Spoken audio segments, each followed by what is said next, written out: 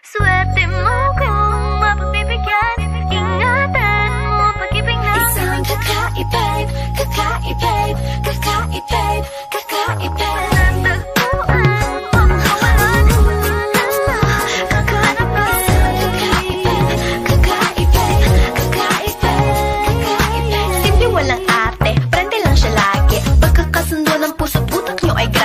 Kayang sumabay sa trip ng inyong tropa. Siya bayat ang makatagtala sa'yo sa Dota. Di ka pahihirapan pa akyatin ng ligaw. Kahit ang kaya mong ipakain na nga isa. Huwag kang magkakamali na pag-isipan siya ng cheat. Wala lang talagang kaso sa kanya kung mag-G. Marunong maglaba kahit wala sa itsura.